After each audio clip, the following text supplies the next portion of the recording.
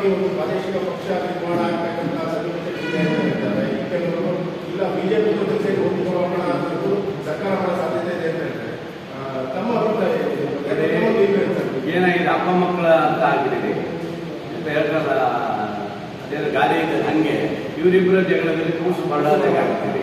ಈಗ ನಾವು ಕೂಸು ಈಗ ನಮಗೆಲ್ಲ ತೊಂದರೆ ಆದಾಗಿದೆ. ಅಂದರೆ ರಾಜಕಾರಣದಲ್ಲಿ ಈ ಥರ ಗೊಂದಲಗಳು ಆಗೋದ್ರಲ್ಲಿ ಎಲ್ಲ ಪಕ್ಷಗಳು ಸಾಧ್ಯ. ಬಟ್ ಅದನ್ನು ಸರಿಪಡಿಸುವಂಥ ದಿಕ್ಕಿನಲ್ಲಿ ವರಿಷ್ಠರು ಬೇಗ ತೀರ್ಮಾನ ಮಾಡಬೇಕು. ನನ್ನ ನಿಲುವು ಏನಿದೆ, ವರಿಷ್ಠರು ಆದಷ್ಟು ಬೇಗ ಮುಖ್ಯಮಂತ್ರಿಗಳು ಇವ್ರು ಆಗಬೇಕು, ಕಠಿಣ ಹೋಗ್ಬೇಕು ಅಥವಾ ಬೇಡವೋ ಏನನ್ನ ತೀರ್ಮಾನವನ್ನು ಮುಖ್ಯಮಂತ್ರಿಗಳಿಗೆ ಇದು ಮಾಡುವಂಥದ್ದು ರಾಷ್ಟ್ರೀಯ ನಾಯಕರು ತೀರ್ಮಾನ ಮಾಡೋದು ಅವ್ರು ಮಾಡಬೇಕು.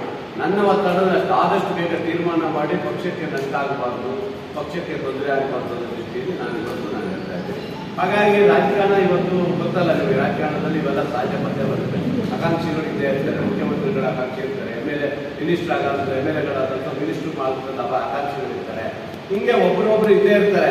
ಆದರೆ ಕೇಳೋ ಹಕ್ಕಿದೆ, ಕೇಳ್ತಾರೆ. ಮುಖ್ಯಮಂತ್ರಿ ಆಗಬೇಕು ಕೇಳೋ ಹಕ್ಕಿದೆ, ಕೇಳಿ.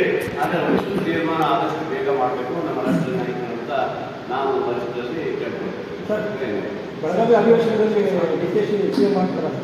ಗೊತ್ತಿಲ್ಲ, ಅದೆಲ್ಲ ನಾನು CM ಮಾಡೋದ್ರೆ ಯಾವತ್ತೂ ಮಾಡ್ಬಿಟ್ಟು ಸರ್ ನೀವು ಸಚಿವರಾಗದ ಪಕ್ಕನ ಏನೋ ನಾನು ಕೇಳಿದ್ದೀನಿ ಸಹಿ ಸಂಗ್ರಹ ನಡೆದಿದೆ. ಸಹಿ ಸಂಗ್ರಹದಲ್ಲಿ ಅವರು ಸಹಿ ಹಾಕಿದ್ದಾರೆ. ಸಹಿ ಸಂಗ್ರಹ ನಡೆದಿದೆ, ಅದೆಲ್ಲ ಸಹಿ ದೇವರ ಆಶೀರ್ವಾದದಿಂದ ನಾನು ಮಂತ್ರಿ ಆಗಬೇಕಂತ ಕೇಳಿದ್ದೀನಿ. ನಾನೇ ಕೇಳಕ್ಕೆ ತಪ್ಪೇನೆ. ಅಲ್ಲ ಸರ್, ನೀವು ಸಚಿವರಾಗಬೇಕಂತ ಸಹಿ ಸಂಗ್ರಹ ಆಗಿದೆ, ಅದಕ್ಕೆ ನಿಮ್ಗೆ ರುಜು ಏನಾರ ಬಿದ್ದಿದೆ? ಅದಕ್ಕೆ ಸಹಿ ಸಂಗ್ರಹ ನಡೀತಿದೆ ಅಂತ ಮಾತು ಕೇಳ್ಬರ್ತಿದೆ ಸರ್. ಈ ಸಂಗ್ರಹ ನನಗೆ ಕಾಣಲಿಲ್ಲ, ಆ ಥರ ಯಾವುದು ಬರಲಿಲ್ಲ. ಕೆಲವರೆಲ್ಲ ಬೆಂಬಲವಾಗಿ ನಮ್ಮ ಇಂಥವರೇ ಕೊಡಬೇಕು ಅಂತ ಕೊಡ್ಬೇಕು ಅನ್ನೋದೊಂದು ಇಷ್ಟು ಜನ ಹೋಗಿ ನಾನು ಕೇಳಿದ್ರೆ ಬಿಟ್ಟರೆ ಮತ್ತೆ ಯಾವುದು ಅಂತ ಕಾಣಲಿಲ್ಲ. ಸಚಿವ ಸ್ಥಾನಕ್ಕಾಗಿ ಡೆಲ್ಲಿ ಹೋಗಲ್ಲ ಸರ್. ಸಚಿವ ಸ್ಥಾನ ಆಕಾಂಕ್ಷಿಗಾಗಿ ಡೆಲ್ಲಿಗೆ ಹೋಗಲ್ಲ ಸರ್. ಸುಗ್ರೀವಾಜ್ಞೆ ಹಾಕಿದ್ದಾರೆ. ಈಗ ಯಾರು ಅಲ್ಲಿ ಡೆಲ್ಲಿಗೆ ಹೋಗ್ಬಾರ್ದು ಅಂತೇಳಿ ಎಚ್ಚರಿಕೆ ಕೊಟ್ಟಿದ್ದಾರೆ. ಹಂಗೆ ನಾವು ಡೆಲ್ಲಿಯಲ್ಲಿ